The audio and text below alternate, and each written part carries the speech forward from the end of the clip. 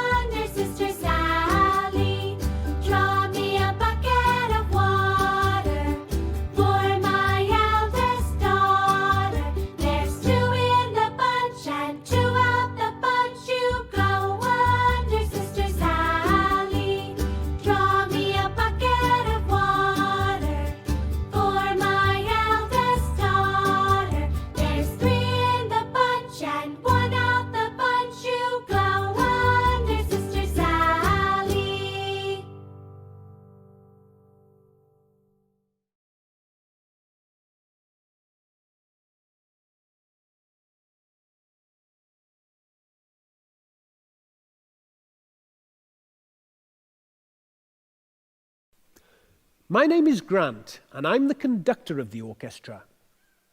Let's meet some of the instruments in the percussion section. The claves,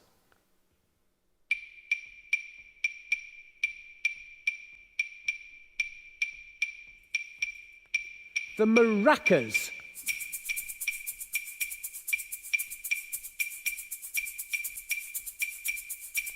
the bongos,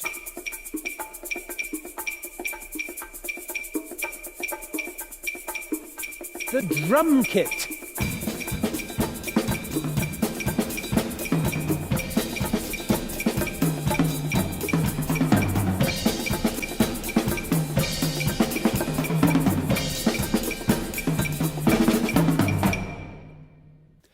and that is the percussion section.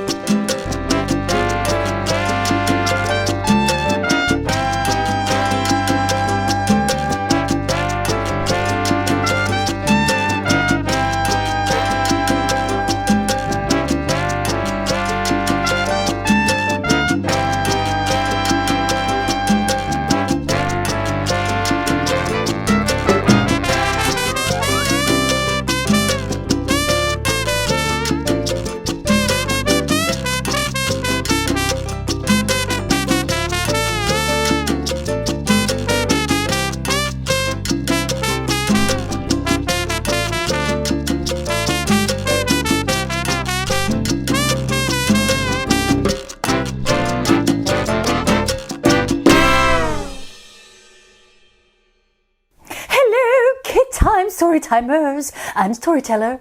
Hello, Olivia the Ostrich. In acting, as you all know, I'm a classically trained actress at the Royal Academy of Dramatic Arts. We learn something very important. What is that, Olivia? To control our voice as an instrument. Too loud, random rooster. Too loud. Perhaps you would benefit from a little read of Decibella and the 6-inch voice.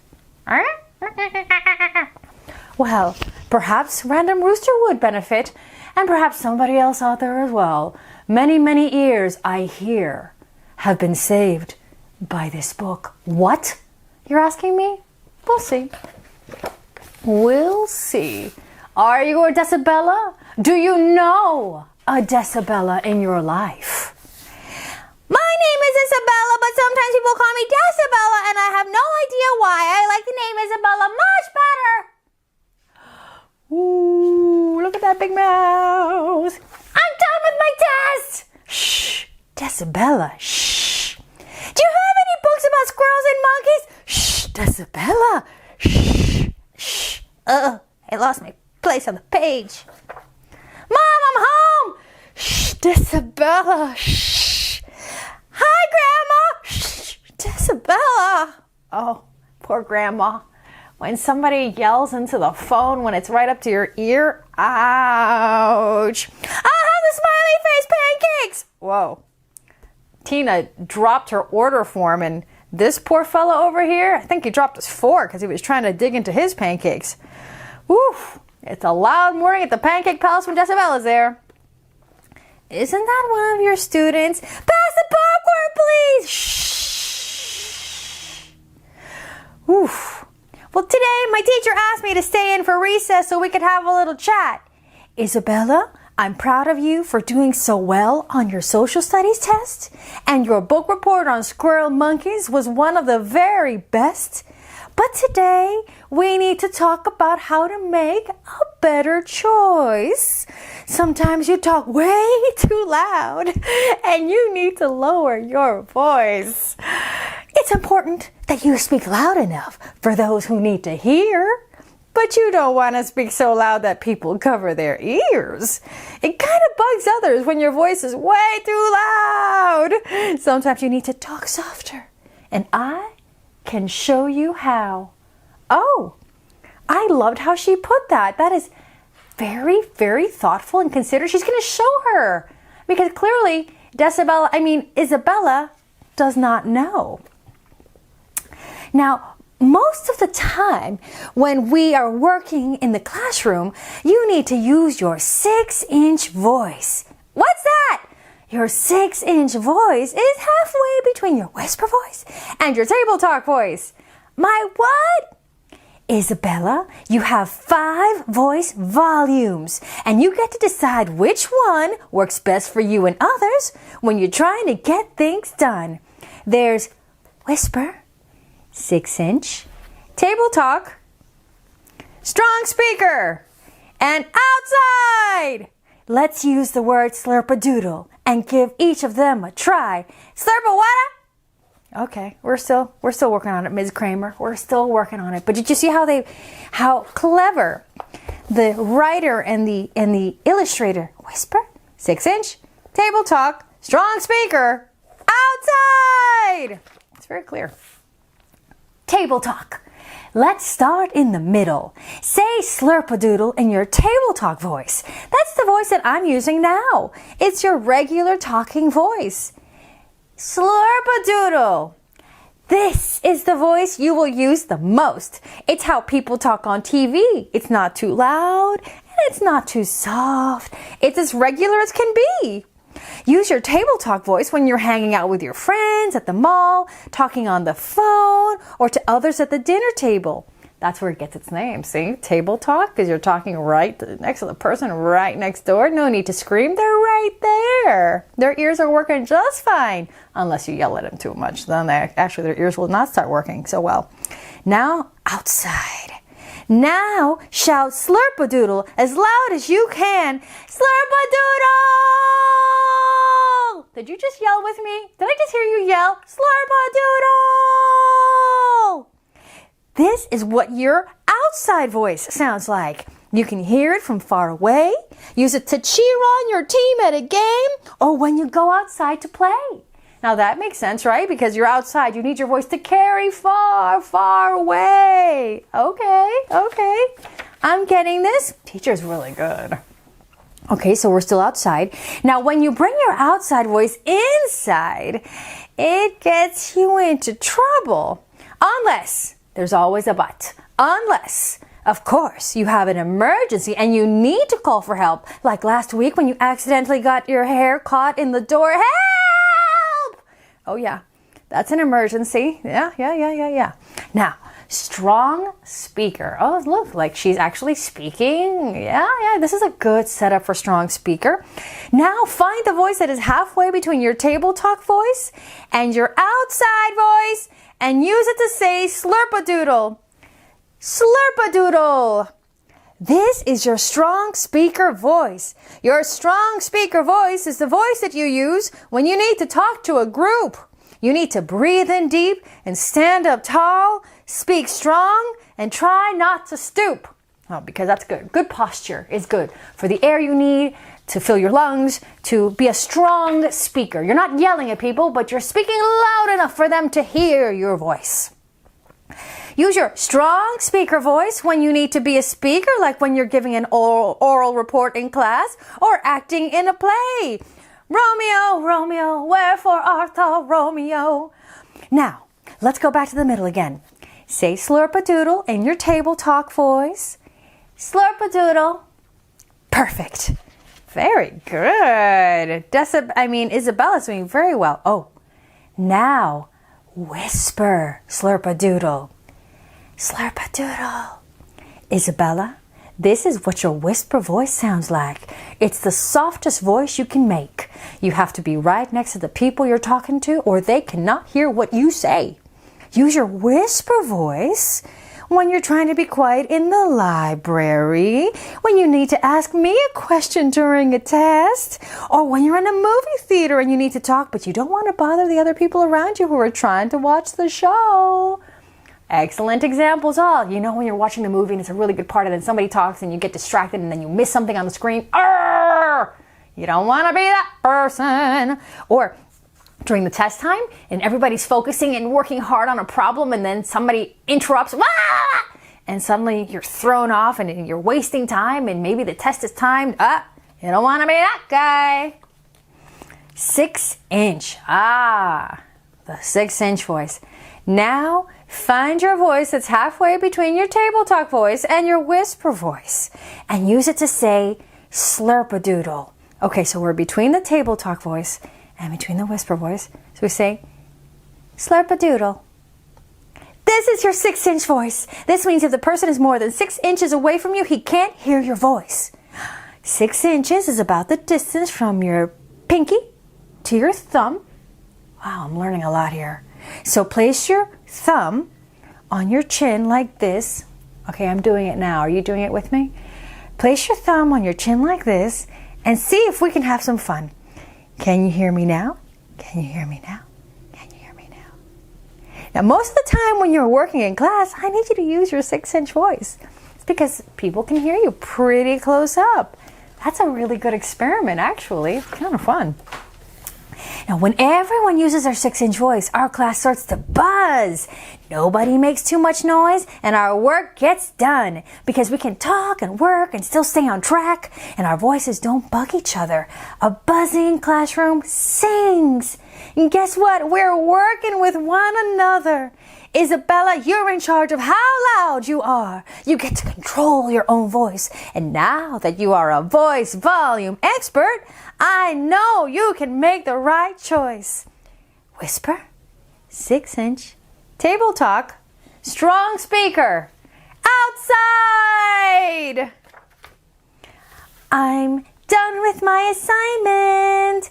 Thank you, Isabella, for using your 6-inch voice while we are working in the classroom. Do you have any books about 3-toed sloths? Thank you, Isabella, for using your whisper voice in the library.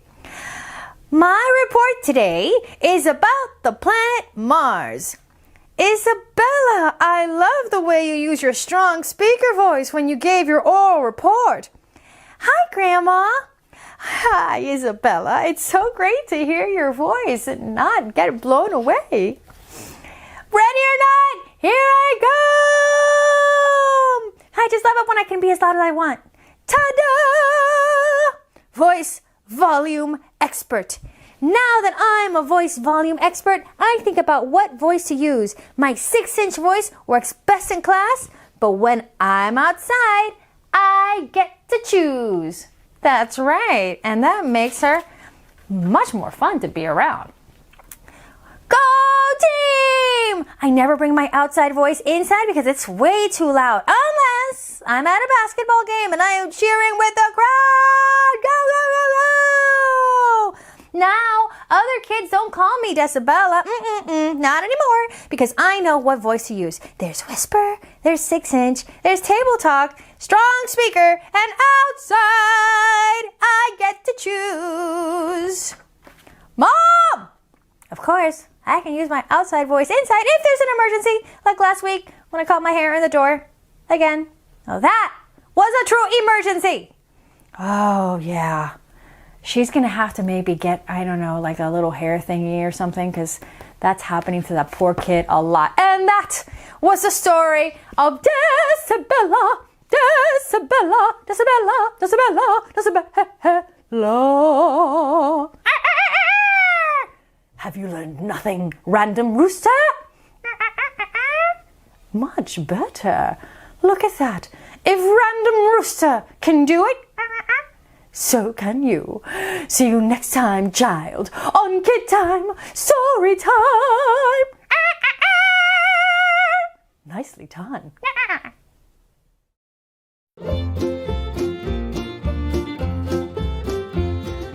Don't want your weevily wheat, don't want your barley. Take some flour in half an hour and bake a cake for Charlie.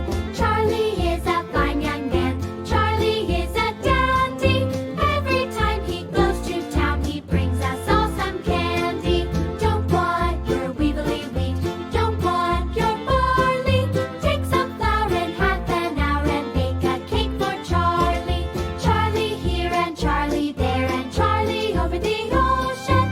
Charlie will come back someday if he don't change his notion. Don't want your weevily wheat, don't want your barley. Take some flour in half an hour and bake a cake for Charlie.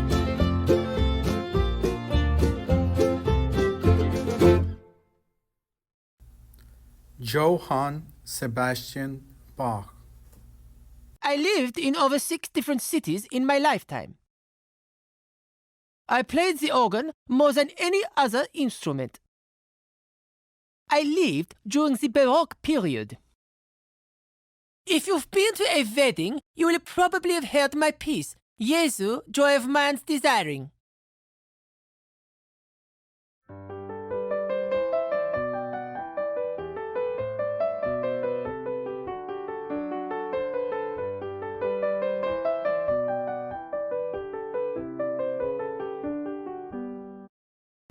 Minuet in G by Johann Sebastian Bach. Distinguished members of Wilson World, we present Minuet in G. Tune, please.